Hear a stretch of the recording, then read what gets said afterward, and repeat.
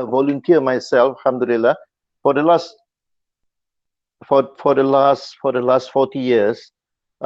Actually, it all started when during my secondary school days in a Sekolah Menengah Sains Negeri Sembilan in Kuala Pilah, and then it went on further when I was doing my engineering degree in the States, in United States, from 1980 to 1984, where at that point in time the opportunity was given because we are young then, you know, and we feel that we are so excited to be holding responsibilities and so on, and when you are allowed to lead the association, you meet new friends, you're meeting new kind of people, new society and so on.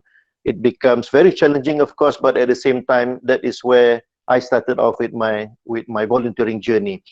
Right, to move on, actually, first of all, I'd like to again thank AIU for having this session here. And I'd like to congratulate you. It's not my first time with AIU. Actually, I've been in Al-Bukhari campus giving my talk back in 2011 and 2012, I guess, that point in time with my team. We were at that time campaigning about the drought issue in Somalia, because Islamic Relief Somalia, we have been operating in Somalia for the last 20 or 25 years, yeah? So it's not the first time, and I'm glad to be back again here. Now, a little bit that I can share. I've got lots and lots of slides to share, you know. I mean, definitely I don't want to call this as a lecture. Let us take this as a sharing session. I would prefer to use that. Yeah, I'm still learning myself, a lot more that needs to be learned. But as you start to scroll down, because you're talking about volunteering and its social benefit that it gives to you, I will try. Next slide, please. I will actually try to do it like a spaghetti and actually link. I'd like to use, you know, to start everything by asking the word why, because why here it's about why are we studying in AIU, or why are you living in this world? You know, the why thing would actually be a big question in our life management, and it's very important for us to be very clear what you want to do, where you want to go, you know, what's your destination like, and so on and so forth. So I was like something, alhamdulillah, very, very, very clear even during my student days, that giving back to others or doing something extra from just a normal student, or just, you know, going there to study and get a degree, has been very clear to me that in life you need to, like, not only hablum min Allah. It's not only your relationship with God or with Allah subhanahu wa ta'ala or with the Creator, but it's also about hablum minan nas. It is also about your relationship, you know, with the people surrounding you, not only your family, but as well as the society that you are in. You know, how much of an impact that you can give to them, how much of the positive impact that you can continue to live, or, you know, to leave a good legacy behind as you move your way in this life. So the slide started with that, but as you move on in the next one or two slides, next please. The approach that I prefer to take is actually to build back the sense of purpose in whether you want to be volunteering through the university programs, or is it ikhlas or sincerely from your own, you know, personal initiative. My sharing would be basically a blending of going back to the sense of purpose, and then at the same time looking into the small experience that I've gone through in my life journey, working with the government for 6 years, and then the 17 years working in the corporate world. But all along this working life, I've been a volunteer myself in a few societies, doing things beyond office, you know, doing things and maybe sacrificing a little bit of your weekend days instead of being with the family. Bringing even my own family down to help the poor or to give tuition or things like that. Now the next slide. The other approach that I'm taking here as well is, like I said, is we will take this as an interactive learning approach, where I'm actually looking into, you know, how best that one day each and every one of us will be going into the workforce, and you'll be leaders in your own way. you'll become the manager there. You'll be working with someone, or you'll be running your own business.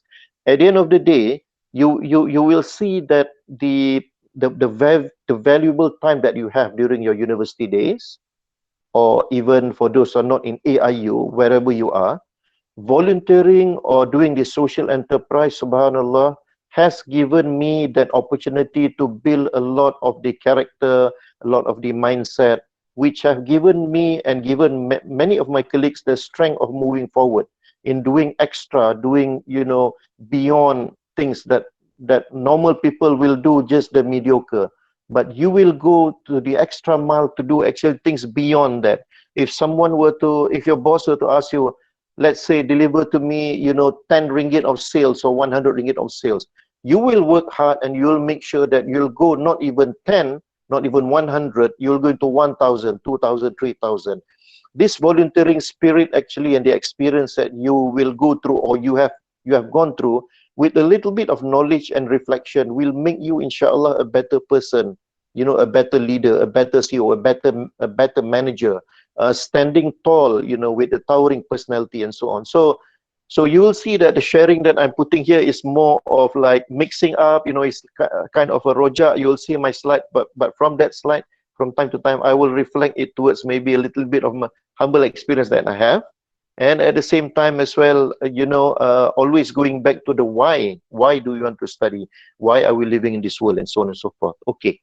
Now, the approach that I'm taking, brothers and sisters, here is will be divided into three big points. So number one is about mindset. It's about setting of the mindset. Yeah, our own mindset. Because if you've got the right mindset in life, inshallah, God willing, you'll be able to go very far, very far. Yeah, and then of course the second one is I'm looking about from the right mindset, you will build your behavior and the right attitude.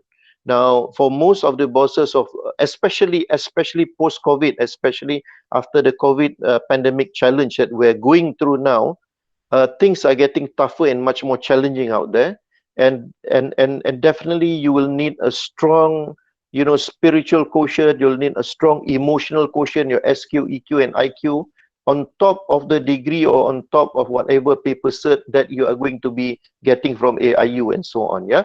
So because of that, then you'll see basically a lot of photos that I'll be sharing to you. But from that photos, there are about 1,000,001 stories there. Definitely we won't have time to share all, but I hope that it will help for you to see how volunteerism can help you to build a certain kind of mindset, and from there on, it will create a certain type of a behavior from a positive attitude, and that would then be translated into action. And then towards the last part of my sharing will be about life management. That is on the action part. I hope that is okay. Yeah, okay. So if we move on now, you will see that I have been the CEO of Islamic Relief Malaysia for a decade now. It's time to leave, actually, because I truly believe in leaders continue to be leaders. And this is what, as you can see from this slide, Dr. Hani Al-Banna, who is the founder of Islamic Relief. I believe Professor Dato Aziz himself, I'm not sure when he was in the UK, whether I'm sure he has bumped into, he has become an Islamic Relief volunteer maybe, because Islamic Relief started off in 1984, and Dr. Hani Al-Banna is the founder. He's a medical doctor, of course, as you can see in the slide. He's standing in the center now, talking to His Royal Highness Prince Charles. One thing that that we have learned from Dr. Hani is that being in Islamic Relief, we're not here to boast or to brag of what we're doing, but he has been like, in the mindset, it's like teaching us on the power. That's the first thing that I wanted to say. The power of intention. What is your intention of doing certain things? Because for him, his intention of setting up of Islamic Relief is actually to help the world, because he was just basically with the volunteers responding towards the famine in Somalia. But subhanAllah, after about 36 and 37 years, we are now in more than about 55 countries. So the first point that I want to say here is the mindset of being, having a very powerful and good intention, whatever things you want to do, with, of course, ikhlas and ihsan. Ikhlas is basically sincerity. Ihsan is basically, you know, excellence, superb, doing the best in whatever things that you want to do. That's point number one. Move on to the next slide. As you can see here, although he is not a politician, he's not even a head of state, but because our intention is very clear and very strong, is to help the poor, you know, and to create a caring world. So among the advocacy, among the things that we do is we do strong, you know, interrelationship. We do strong networking. We go and meet up the head of states, no matter how high they are and where they are. They're still human beings. There's still soft spot in them. So as you can see here, Dr. Hani and of course the seniors in Islamic Relief went to meet up with many head of states, Muslims and non-Muslims alike, to convey and to tell them the importance of having peace, of having a true caring world where the communities will be empowered, you know, the needy is going to be helped, and the people who are more fortunate would give time, would give money, would give experience, would give their network to help those in need. Yeah. So you're talking about when you're ikhlas, when your intention is trying to give the best, and you are sincere. The second small point that I wanted to say is about accountability, and the third one is integrity. When you are ikhlas, when you're sincere, when you have got that mindset of doing your best wherever you are, whatever you're doing, then the power of intention would come in, the accountability would come in, then the integrity part would come in, you know. Now, the second thing about mindset that I'd like to share within this very limited time. Move on to the next slide, please. So you will see, you will see here that on the top left is actually Brother Salih Said. He was the CEO of Islamic Relief Worldwide at that time, standing in the center. He brought Mike Walsh. Mike Walsh was the chairman of the Disaster Emergency Committee of UK. Yeah, because in Disaster Emergency Committee sits 14 biggest NGO in the UK. And where he was at that point in time was we brought him, brother Salih representing Islamic Relief, brought him down to Pakistan to actually see the funding or the money given by DEC to Islamic Relief was to build shelter and houses for the flood victims. So this is about accountability and integrity here, to show back to the funder that we are not abusing the money that was given or by you. You know, what more under the Islamic principle, we have to make sure that whatever we are doing or delivering is as per the project management, is as per what we have promised to our stakeholders. And we brought him down to Pakistan to see how the construction or the project was being implemented.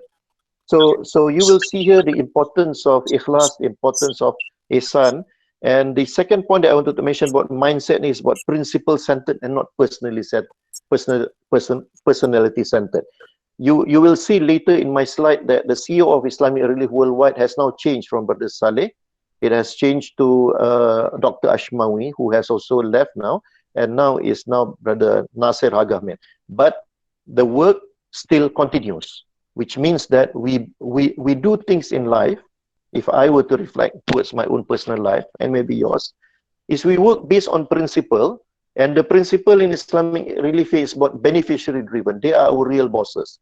We are working, we are campaigning, we are talking to you now, we are giving you the knowledge and awareness. It's because of the benefit. It's because of the beneficiary out there. It's because of a child by the name of Zaid crying now in Yemen right now because of cholera, because of famine, because of the catastrophe, the conflict that is actually occurring in Yemen. We are here sharing now is because of a girl by the name of Fatima, who is walking hundreds of kilometers away in Somalia, in the desert of Mali and Chad, just looking for some food and water. And along the way, many of her siblings just died and passed away, and just like that, you know. So that one. And the third point about mindset, it's abundance mindset. If you move on to the next slide, please, you will see that my first 3 or 4 slides, this is a very important milestone for us, because it shows that Tun Dr. Mahathir Mohamad at that time, he just stepped down as the premier at that time in 2005. Dr. Hani and of course Dr. Hossam was there to witness the officiating of ceremony of Islamic Relief Malaysia. Islamic Relief started in 1984, but Islamic Relief Malaysia started off in 2005. It was a little bit late, but the abundance mindset here is about not just about setting up of offices everywhere, but it's about linking up with people, leveraging on resources, connecting with all sorts of people at all levels in all parts of the world, just to make sure that whatever we want to achieve in helping the poor is done. This is about abundance mindset. It is about ready to share your knowledge. It is also about ready to work hand in hand. It is not about saying that whatever money you have, it's yours. No, you're going to be accountable for that. Whatever experience and knowledge, whatever, papers that you have, your master's or your PhD or your experience, it's not meant for you. You're just being lucky that God or, the Lord of the worlds have created, have designed in such a way that you went through that path.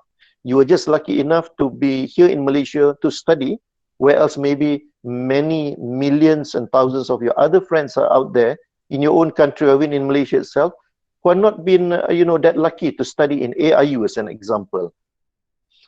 But being abundance mindset here means that when you graduated, once you finish studying, you will continue to volunteer, you will continue to have that proactive mindset in giving back your knowledge, your experience, your insight, your wisdom, your network, to the people in your country, to the people surrounding you, not just to keep it to yourself and to your family. And last but not least, what volunteerism had actually taught us, I have been volunteering in so many Malaysian-based NGOs throughout my 40 years, and finally, of course, towards this last part of my life, but it has been 10 years now, resigning from Petronas and going full-time, professionally, doing this humanitarian work. It's about altruism.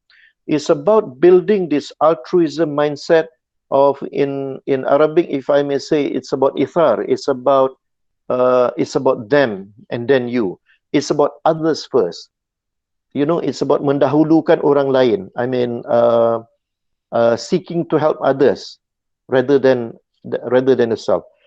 To my Muslim colleagues, that the purpose of Allah Subhanahu wa Taala sending all the prophets, more than 100,000 of prophets from Adam, from Noah towards Muhammad Sallallahu Alaihi Wasallam, is actually for them to actually not only to bring the risalah rahmatan lil alamin about Islam, the importance of the beauty of Islam itself, but at the end of the day, you will see that they sacrifice a lot to defend this principle, because they wanted to give, to help the people or the ummah at that time. They sacrificed you see there's just so many examples of how these prophets being accused, being tortured, being being hit with stones, whatever, but they continue to have this altruism kind of mindset, because they believe that by sharing whatever the good things that Islam has, it will help to benefit people and help to actually protect them from the hellfire of Allah Subhanahu wa Taala, and actually knowing that living in this world, is just temporary, for you to do your best, for you to make a lot of amal here, for you to gain a lot of your ajar, or a lot of the rewards from Allah Subhanahu wa Taala, so that you can carry and take it back with you in the next journey, which is the hereafter, which is eternal. Yeah, so that's that. If you move on then to the next slide. This is Dr. Ashmawi. As you can see here, Islamic Relief is also being invited, even not only in a regional forum, but as well as in the international forum. This is where Dr. Ashmawi was being invited in Davos, Switzerland, to speak in the World Economic Forum, to give to share his views and insight about the experience of Islamic Relief in managing projects and doing advocacy, in how do we build the trust, the professionalism in monitoring and evaluation and implementing our projects, in sharing our thoughts, and so on and so forth, despite of, you know, working in countries which are very challenging. They are being faced with natural disaster, or you know, or man-made disaster or conflicts. But we are there to stay, to actually make sure that whatever that has been given, or that has been trusted by the stakeholders or by the donors per se, is being done to the best that we can, to make sure that it gets to the beneficiary or to the right holders who are supposed to be getting whatever that funding or that money and so on. So you will see, brothers and sisters, that, you know, with these four parts I was sharing with you just now, about ikhlas, about ihsan, about principle-centered, about abundance mindset, about altruism, we're so happy, you know, to share with anyone for that matter, because we believe that whatever good things that we share, and if you implement or you inculcate it on top of your knowledge, yeah, then inshallah, alhamdulillah, everybody is going to benefit. And I believe this is part of the, you know, surprising social benefit that you will get. And along the way, trust me, you'll be getting trusted people. Of course, you'll make friends along the way. You got networks here and there. Of course, being human beings, not everybody is perfect. You make friends, but at the same time, they might be enemies as well. That's part of you know, the challenge in life. So that is basically the first 1/3 of my session. Is about building the mindset there. So as students, as lecturers, as the academic fraternity, being the deputy chairman too in the Yayasan Sukarelawan Siswa, under it used to be under the Ministry of Education, now it's, I think it's Ministry of Higher Education. It's also in line with what we are advocating here, that we wanted to make sure that we will build volunteers who one day, we call it in Malay, sukarelawan yang akan menjadi negarawan. If I can translate that right, it's from volunteerism towards becoming a statesperson, or towards you might not be involved in politics. Not everyone will become politician, but inshallah, God willing, many of you, all of you, is going to be somewhere and will continue, you know, to give your best to the society. So you can be a statesman in your own level, inshallah, whether it be, you know, at your own village, at the city, at the municipal level, at the state level. Yeah, but the point is, what I have emphasized just now is that this surprising, impactful social benefit can only come in and be enjoyed by you if this 4 basic mindset is there, yeah, as a foundation or a cornerstone for you to move forward. Yeah, next slide, please. So I have mentioned a little bit about Islamic relief. You see that with this strong mindset and values that we have been around helping now about 45 countries, more than 100 million people.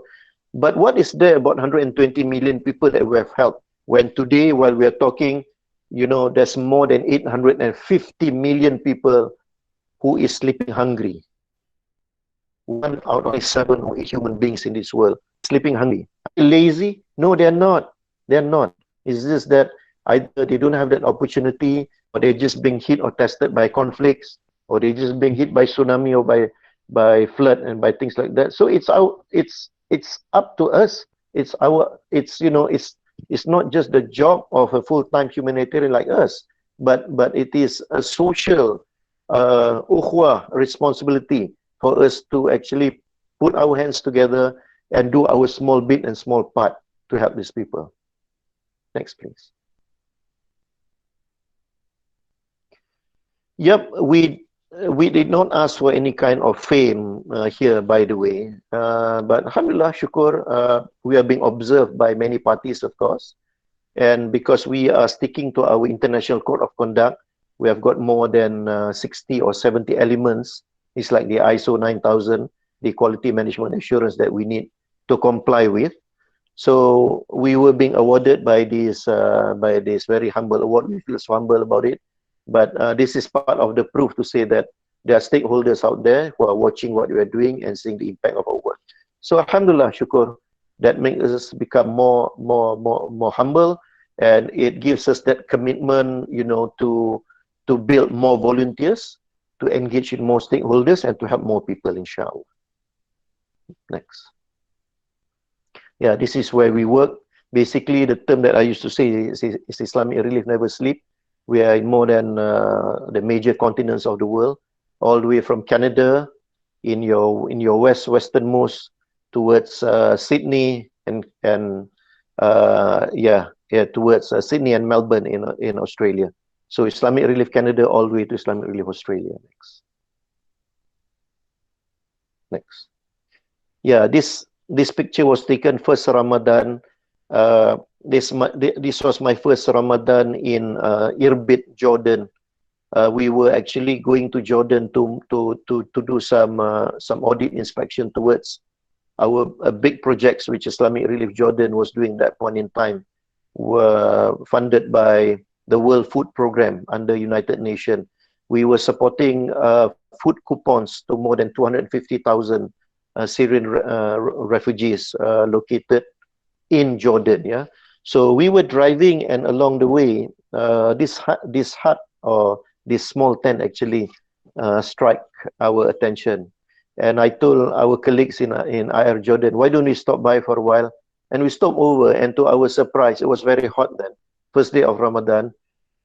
We found out that this tent was actually meant to house the four-wheel drive of a shepherd who owns so many sheep and goats. But to our further surprise, that there was actually a family in their early 40s with about 5 kids. You know, I was holding one of the kids there. We don't know them, but this is a Syrian family who fled from Syria, and they were just trying to get some shelter from the hot sun. And this owner of this tent was kind enough to give this simple shelter, which was actually meant for his four-wheel drive. You know, it's meant for his car, and it's not meant for a human being to stay. But what choice does this family have? So being first day of Ramadan, it really touches us, because we went in to so-called see the kind of house that they're living in. It doesn't look like a house, I tell you. AIU campus is 1,000 more times, Professor Dato, much more, you know, ni'mah, and you know, having that luxury, alhamdulillah, shukr, as compared to what they have here.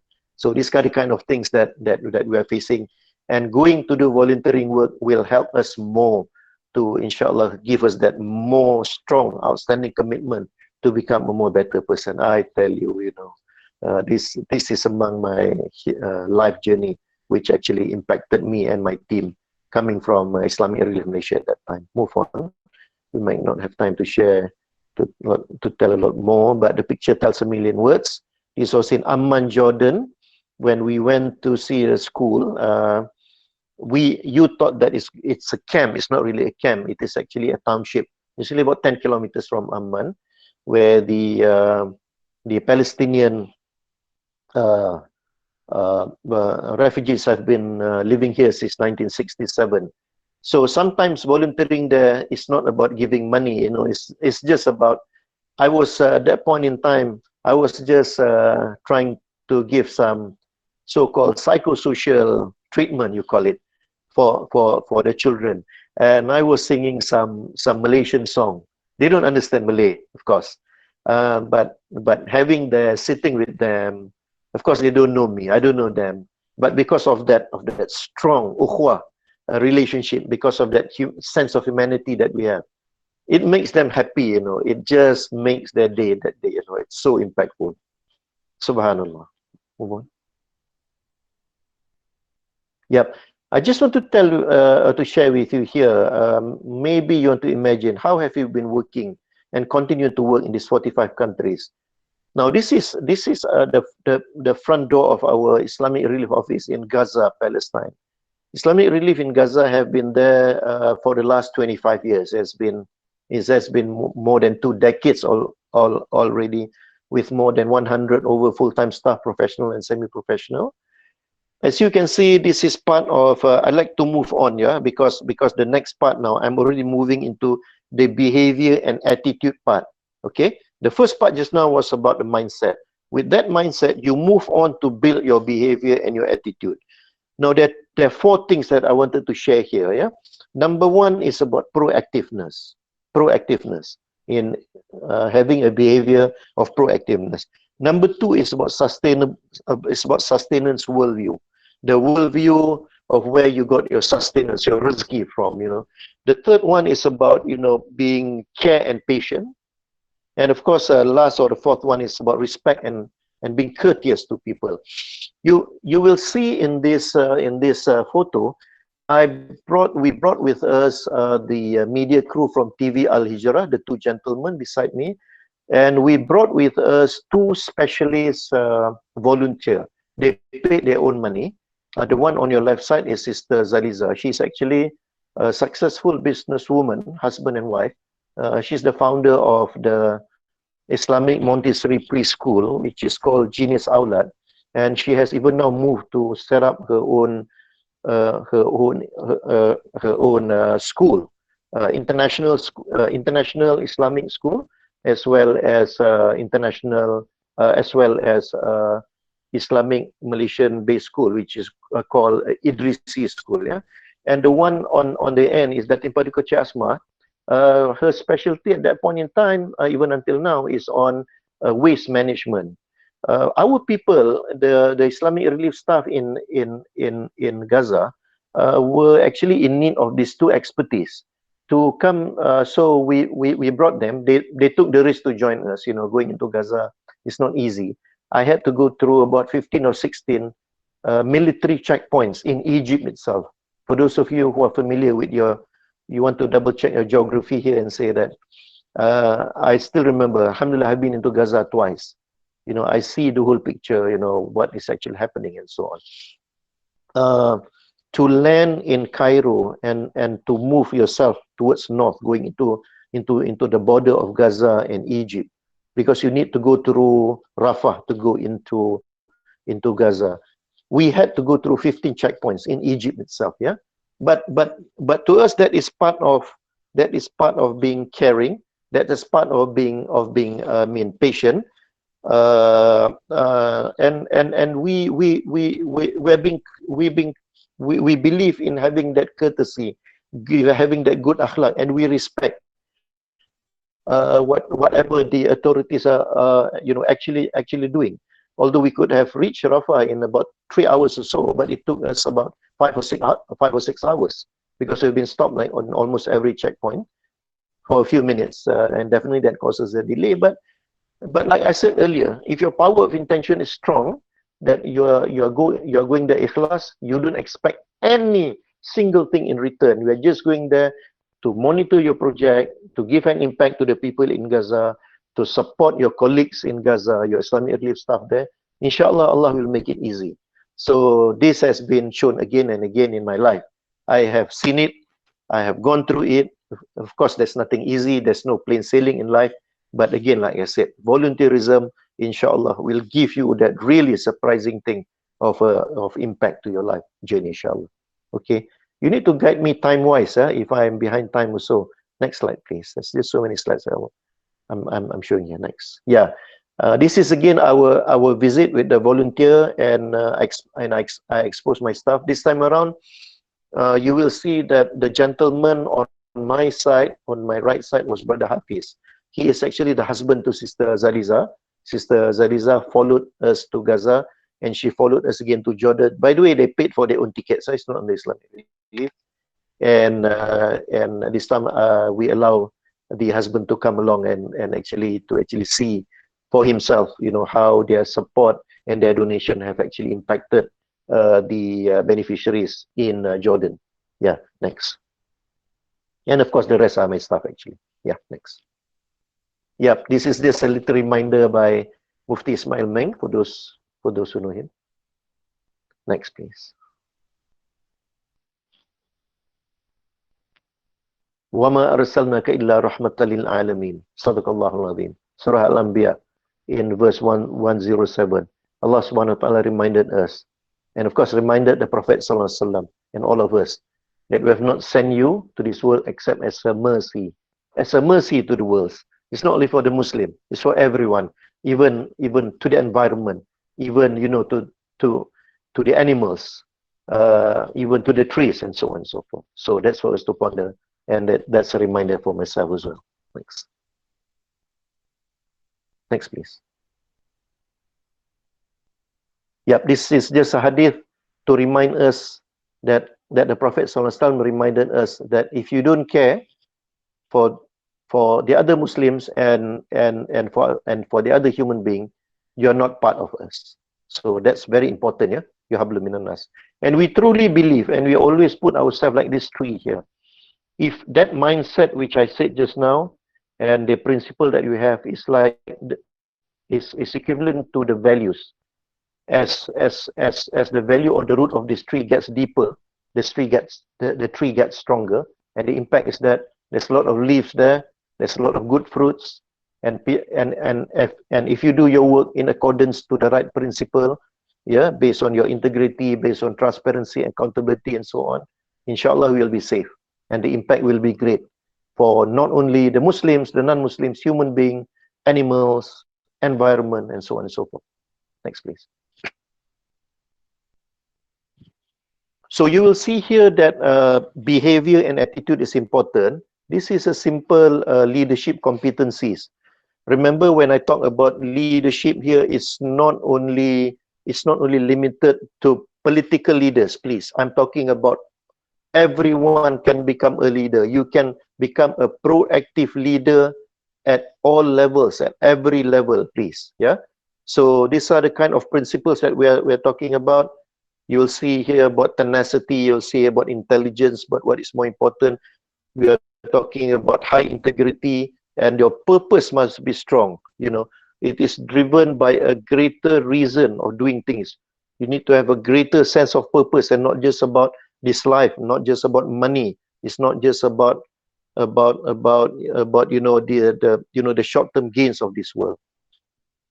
Next, please.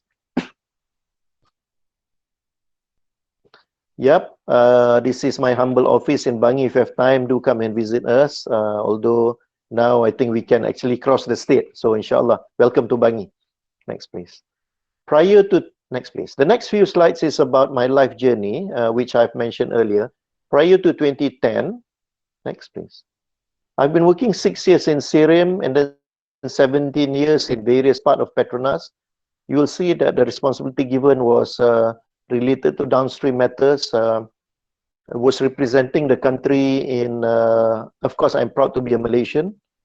I'm proud to represent the country every time I go at regional level or at international level. We go for meetings like this. So it teaches us about proactiveness. It teaches us about worldview. It teaches us about how to respect. It teaches us about agree to disagree, and how do you professionally, you know, defend your words, or you know, being different from others meeting, but at the same time you can relay your points in a very respectful manner. Next, please. Meetings like this, again, you work with so people, alhamdulillah. Next. Yes, this is part of the training. As you can see, this photo was taken in 2004, and development ProGP series of leadership building programs, which was systematically done by for their present and future leaders at the managerial level. So take note, this was in 2004. You can see I was standing at the back. You were at that time still so now, you know, yeah.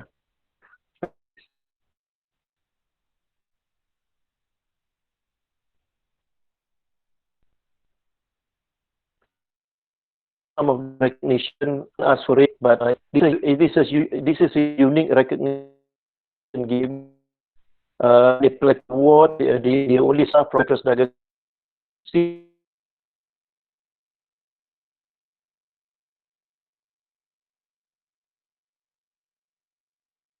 to leave, paid my own ticket, risked my life to Afghan 2 weeks, and that was in 2001. In 2000, I went to Aceh actually to help the tsunami victims. Then next, please. I was still a staff then, yeah. I was still a staff, but I took time. I sacrificed my leave, my weekend, to actually do the work that needs to be done. Alhamdulillah. Okay. Since 2010, yes. I was heading Mercy Malaysia, the executive director of Mercy Malaysia for 1 year. And then at the end of 2010, to date, I'm with the Islamic Relief Malaysia, alhamdulillah. It's not about, I don't believe in resigning, I just believe in a journey. Yeah, it's a journey. And as you can see, I'm now moving into the third part of, or the last part of my session. So a lot of these slides will be related now to life management, okay? As you can see here, this is an example of when you are involved in volunteerism or professionally in humanitarian work, you don't only see people like in your sector per se. This particular example I brought Tuan Haji Amin, standing in the center. He's the right hand man who's in charge of the CSR budget for Worldwide Holdings, state-owned company owned by the Selangor State, and they actually funded us to help the flood beneficiaries in Pahang. So before going to site, I introduced him to the director of the Temerloh Hospital in Pahang. So it teaches us about engagement with various stakeholders. How do you talk? How do you deal? How do you manage people? Yeah. So point number one that I wanted to say here in life management, I've got about 6 or 7 attributes that I wanted to share in my last part. Number one here is about engaging with various stakeholders. It is about how do you interact, how do you deal, how do you talk to people, you know, how do you make sure that you win their hearts, and how do you argue with them, you know, in the best possible manner without offending them. Okay, next slide please. Yep, as you can see, the next thing that I have to do is I have to give a special briefing to the hospital management, as well as yeah, in fact the CEO of Worldwide Holding was there as well, Datin Paduka Azalina. She also is the number one from the company, joined to actually help distribute the assistance to the flood beneficiaries in Temerloh. So having to stand up there and actually to share and talk is something that volunteerism will actually teach you as well, you know, because you're talking about proactive here, you're talking about the next point that I wanted to say is about emotional stability. How can you be, you know, emotionally stabilized when you're facing people which you don't know? You know that, you know, these are all big guns, and you wanted to make sure that you're sharing and talking the best that you can. But of course, life, we're not perfect. Needs a lot of practice for that matter. But what is important is the power of intention and the reason why you are giving the briefing and why you wanted to share. Next, please. Yep.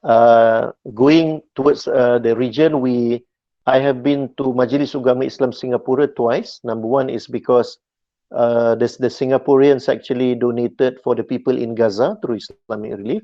And number two was a donation given for the flood beneficiaries. They gave us quite a sum of funds to repair or to rebuild the houses of the Kelantan flood beneficiaries at that time. So, you know, every time when I go down to Singapore after receiving the fund, I have to then face the Singaporean media, because I guess this is part of their SOP. And like I said, emotional stability is very important. You have to like make a good decision making there in actually deciding what to say, how do you say it, and you know, ready to be answering questions from their media. But like I said just now, if you're being accountable, if you're being transparent, inshallah, I mean, you don't have, you know, anything to actually worry about. So this is among the things, the attribute in life management that actually you need to help. And through volunteerism, you can actually be building this within yourself, inshallah. Next, please. At the same time, meeting lots of people. Yeah, this is part of our in-house management development program. You remember just now I attended MDP in 2004 in Petronas. In Islamic Relief also, we have got our own MDP. Like I said, we believe in leaders building leaders. Representative from Afghanistan, Bangladesh, India, and those countries there were in Malaysia. IR Malaysia actually hosted These are the country directors and the CEOs and the trainers came from Islamic Relief UK. Then next, please. Yep, it's part of the case study there. Next. Yep, we also believe in a continuous sharing session. I'm not sure if you notice this. Brother Fadullah Wilmot have been living in Malaysia for a long time. He has now migrated back to Australia, and but whenever he comes back to Malaysia, we believe in always sharing of knowledge. You know, it's like strengthening ourselves. It's about strengthening the brotherhood that we have. We have never missed calling him to have his sharing session with us. This point in time, he has already reached about 70 or 72 years old, but you know, he's still strong. Salute this guy. Next. Yep, and some small donation from him and his daughter, Wardina Safia, who has also migrated to Australia. I'm sure many of you know Wardina Safia. Eh? Yes, yes, next please. Brother Anwar Khan, who is currently the president of Islamic Relief USA. He lives in the States, but he happened to be in Malaysia, spending his vacation with his family. So to us, Islamic Relief is a big family. Wherever you are, if you happen to be in the field office, if you happen to be as an office there, you know, I will make it a point for me to actually be visiting my Islamic Relief family. And we got to know he was in Malaysia quietly, but we decided to then, hey, he has to come to office. No, that's a requirement. So alhamdulillah, yeah. It's also about teaching us to, you know, to build this very strong brotherhood or sisterhood among us. Yeah, we believe in also facilitating people to do good work. We have got this Nasheed group, Raihan, who is our legend, as you know, who became among our first humanitarian icon. Next, please. So the networking, it's awesome, and we signed with Sister Irma Hasmi, who continues to become our icon until today, and of course her husband. Yeah, next. So networking relationship is important. As I told you before, we will serve and we help all, regardless of race, color, religion, and so on. So our mandate is big. So this is one of the Chinese New Year event in Kajang, Selangor. Next, please. In fact, the master of ceremony for this program was a Malay guy who speaks very fluent Mandarin. Even among our Chinese counterpart then was actually amazed, you know, the way that he was speaking Mandarin. You know, it's so fluent and it's much more better than the normal Chinese speaking Mandarin. But you know, what is more important to us is the impact of how we actually celebrated and, you know, making some difference to the emotional and social feeling of the OKUs or you know, of those people living in this charity home. Next, please. Hiring, managing, and retaining staff. This is my challenge now, because we are managing an NGO, but the way that we manage things is like running. I'm running and managing an NGO, like running a corporate. So that's my challenge, and that's our challenge here. And it gets much more challenging now, because as volunteers, of course, you can come and go. But if you're staff, you're being paid to actually do. You have got the KPI, you have got the target, so you have to actually deliver to the expectation, you know, of the various stakeholders. Next, please. Yep, like I said, we will go everywhere, anywhere to make sure that we can. It's part of our advocacy to create this awareness.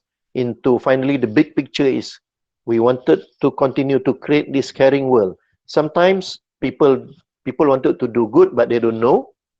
So once they know, we create that awareness, we give them the knowledge, and once they have the knowledge, then they come and volunteer with us. Next, please. These are some of our various talks that we give. Of course, press conference is something very normal, and media would normally like this, but this was before, but now a lot of our press conferences is done online. Alhamdulillah. Next, please. Yep, this is the scenery in our press conference in our office in Bangi. Next. Okay, so we talk to kings, we talk to leaders of the world, yeah, from the World Economic Forum all the way to the school children. This is a primary school in Putrajaya, and we had one of our volunteer who happened to be a teacher in this school, and as well as our volunteer among the Nasheed to actually come to entertain the students. But we were there actually to share some of our slides or photos and our experience in order, you know, to build our future generation who is a caring society, inshallah. Next, please. Yep, it's part of the things that we do, except that during MCO now it's a little bit difficult to be opening up our exhibition soon, inshallah. Next, please. Yep, this is where one of our donor who came to the office. Seeing is believing. For us, it is about community link. Yeah? It's about linking the banks, the corporate worlds, the corporate guys who are very busy with their work to and our job is to become that bridge and actually to actually facilitate and to make sure that whatever amount or zakat or donation that they give is being used for the good use, for the targeted people. But what's important here is the word trust. I tell you, in life management, I mentioned just now about good decision making. I did mention just now about emotional stability, and what I'm going to mention next is about process and being systematic. Next, please. Yep, you will see that the one beside me was Datuk Muzaffar, the CEO that time of Maybank Islamic, you know, the biggest Islamic bank in Malaysia. We have been their partner for the last 8 or 9 years. Next, please. Yep, this is some of our beneficiary, and as you can see, the beneficiaries are receiving their boxes or their food packs from the volunteers of Maybank Islamic. We manage, we plan, and we facilitate for the volunteers and the stakeholders to come down to site. We love, and we really wanted for donors actually to come and see for themselves, to have a feel of what the beneficiaries are actually, you know, feeling or experiencing. Yeah, this is one of our junior staff who we need to bring them to site, and this was in Kelantan during the flood relief. So next, please. Yep, in action. Next. Okay. From local now back to international. Just now I was in Gaza. Now I'm bringing it to Balkan. The one sitting there is my colleague. At that point in time, he was the country director of Islamic Relief Kosovo, and I was there as well for our winter trip to actually feel how winter is winter. But you know, but it is actually together with the beneficiaries. And our Malaysian donor was actually asking us, why are you helping the Kosovans with firewoods? I said that based on assessment, this is where process and being systematic is very, very important, because the proposal was so detailed, done by Islamic Relief Kosovo, because there was actually professional assessment done, and that was the reason and the basis why they need firewoods. Firewoods are very expensive, it's very difficult to get, and during winter people need to heat up their houses, right? So as far as the beneficiaries, the poor are concerned, they are so poor that they need to walk 1 or 2 kilometers. Guy, walking 2 kilometers and 10 degrees just to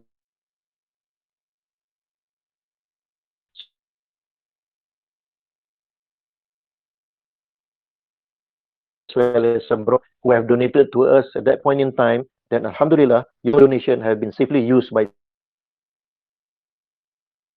to procure and to purchase loads and loads of lorries of wood for the poor to actually use to heat their homes. Alhamdulillah. Next, please. Next. I think I need to speed up a little bit, yeah? Yep, you can see how happy they are. Sorry, the slide before is we brought some toys from Malaysia. Can you reverse back the slide before, please? Yep, their house is only about 10 feet by 10 feet, 3 or 4 children living there. You know, the heater is at the background, as you can see. It's all actually rusted. The house is actually polluted because they have to find dried leaves and woods and so on to burn to heat themselves. But at the same time, because of the rust, the heating system has actually been dented, and all the smoke actually comes in. And what choice do they have? They have to actually inhale the polluted air. Next, please. We took the opportunity to meet up with the local governor in the district of Mitrovica in Kosovo. It's part of managing stakeholders, like I told you before. In the process and system and being systematic is important, but along the way, there's another important thing which I've shared with you in life management. That is about project management itself. Yeah, I did mention just now about the initiation, about the assessment part by Islamic Relief Kosovo or even Islamic Relief Gaza, and preparing proposals and drafting the financial bit of it. Yeah, and then pitching for funds, and then implementing the project, and then exiting from the project itself. We need to have an exit strategy. And what is more important after that is the impact. What impact has that project caused to or help to change the life of the beneficiary or of the person you're actually helping. And last but not least, about monitoring and evaluation. These are the professional process that humanitarians will have to go through. It's not just simply, you know, opening up and just getting money from people and just send it through. No, it's not that. You can see it from the photos which I've shared to you now. But everything starts, you know, with volunteering itself. Move on, please. How much more time do I have, Prof, before we open for question and answer? I'll just wrap up in about 5 minutes. Is that okay? Yeah, is that okay? Yeah, you can just take another 5 minutes before we wrap up. Yeah. Okay, thank you. This was in Rangpur, Bangladesh. You see how happy they are. To see us. Even when I spoke to quite a number of the Bangladeshis working in Malaysia, they themselves have not been to Rangpur. They only stay in area Chittagong or Dhaka, you know, Sylhet. You know, I was just telling them, I said, Dhaka, Sylhet, and Chittagong is like you're living in Bangi or Shah Alam or Damansara or, you know, Puchong. Going to Rangpur is like going towards Baling, or if sorry to use Baling, or you know, in Ceruk Tokun, or you know, these places which have not been themselves there. It's you know, because part of our role is to serve the poorest of the poor, and in Rangpur we have got big sustainable projects there, and even the training center of Islamic Relief Bangladesh is located in Rangpur. You see the impact, giving smiles to all and hope to all these people. Next, please. Because our age, that was Datin Norelan. She was one of our management team at that time. You know, she has left us now, but she continues to become our volunteer. So of course, both of us, we are in the 5 series. At that time I was 56, I think, 2014. Yeah, 55. She was already 58. I said, you know, let's just have a feel of the suffering that is being faced by the villagers in Rangpur, because they've got problems in getting clean water supply. So you can imagine their life every day is about carrying water. Of course, not as far as Somalia or in Kenya, but still they have to carry heavy loads of, clean water. Yeah. So that's why until today we are implementing and we have been propagating a lot about sponsoring, the wells in Malawi, in Bangladesh, as well as in Somalia. It's actually heavy. You can carry it and smile for a while, but you know, if you start to hold the pail stand still for 5 minutes, I don't know whether Prof. Dato' Aziz will be able to do that, but at least for me, I will surrender. It will become heavy. Next, please. Yes, this is in Amparam, Sri Lanka. It's 9 hours from Colombo. Previously, this is a very sensitive area. We are not allowed to travel there, but alhamdulillah, it's open now, and we have been helping a lot of beneficiaries there too. So we are going to all these very challenging places, brothers and sisters, where we are there, alhamdulillah. Next, please. And we don't even know them. They're so happy getting balloons. To these children, balloons is like heaven to them. Some of them have not seen balloons their lifetime. What is this? Is it? It's like, okay.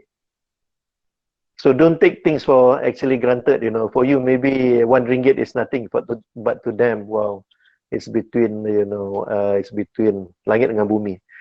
This is he has retired as well. Our country director in Islamic Relief Bosnia, Brother Velia. He has served Islamic Relief for 25 years. So that was my recognition. He is one of my mentors as well, which I used to ask a lot of things. And he respected Malaysia very much because we've been helping Bosnia a lot even until today. Next, please. Yep, this was during winter when we actually visited. Don't ask me where. It's a very secluded place in Bosnia, and we visited the family during winter. Next, please. Yep, stakeholder management, again and again and again. Brothers and sisters, in life management, I move on to the last part now, which is about leadership and management skill. As I told you before, in leadership and management skill, networking and connections are important. We need to continue to build friends. One is because that is because of Allah subhanahu wa ta'ala, the request from Allah subhanahu wa ta'ala as Muslims, but number two, also as humanity. You will never know that one day you might need help from someone. So that's very important. Number two is resources. Number three is expertise. You see my previous slide just now. You see again and again how we bring certain volunteers who have got that expertise to help the people in countries where they might not have, or they cannot even enjoy the kind of expertise that we have. We are talking about financial. We are talking about how do you collaborate to have also a win-win kind of impact or results. And at the end of the day, we continue to become part of the solution. Yeah, all these attributes, this factor falls into the leadership and the management skill.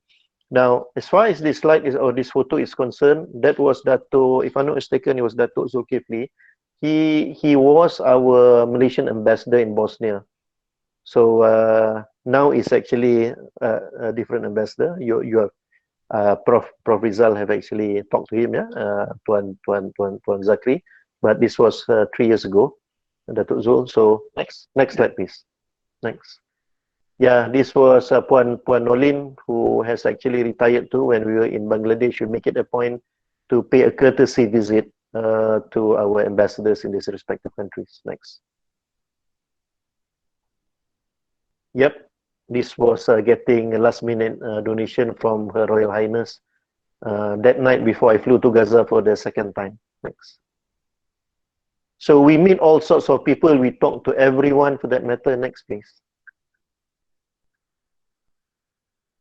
This is working in a system, just to show you again. Next. The next few slides is talking about having processes and system. So we have got our own processes and system there, not only just the vision and mission, but it's being cascaded down towards the design of the program, the delivery of service, the kind of SOP that we use. Yeah, it's very, very, very important. Next.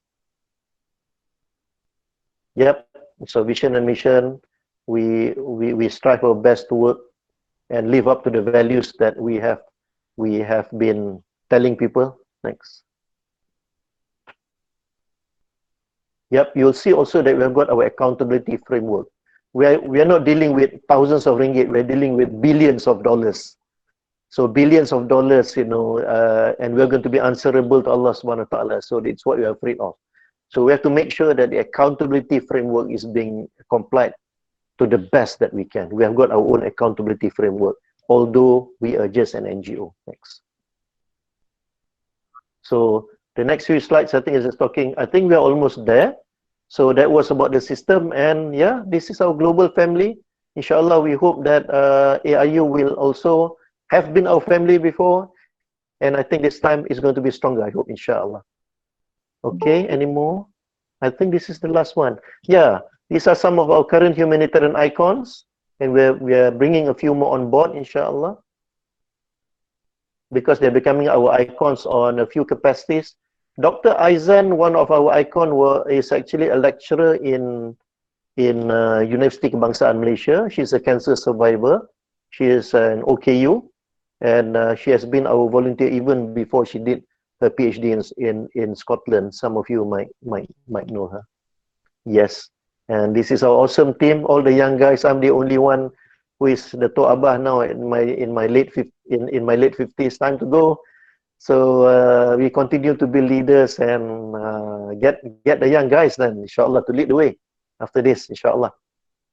And thank you to all, and this our contact. As you can see, our role as well is to facilitate, and I hope as volunteers, we do not make life difficult for people, but let's continue to be the best and make your life easy, inshallah, for the people. And as you can see, people can donate through Grab Reward, through Shopee, through so many ways, JomPay, and so on and so forth. And I'd just like to close, my my sharing for now by quoting what one of the management guru used to say. I'm not sure whether you have read his book before, Tony Robbins. What Tony Robbins reminded me is, success is not about your resources. In fact, success is about how resourceful you are with whatever you have. So sometimes people say, I can't donate now because I'm not that rich. You don't get rich and for you to donate, but you donate until you get rich, inshallah. Yeah. you don't show examples. You don't show examples until you are perfect. But inshallah, you continue to just improve yourself, and inshallah one day you'll get near perfect. So with that, then Professor Rizal and my colleagues, if there's any gaps or any wrongdoings or anything that I have wrongly mentioned, I seek your forgiveness. It's all because of me. But if there's anything that is fruitful there, it's all from Allah Subhanahu wa Taala. And you know, you're free to have my slides. You're free to ask questions. You know, you're free to communicate with me further, even after this session, inshallah. Thank you so much.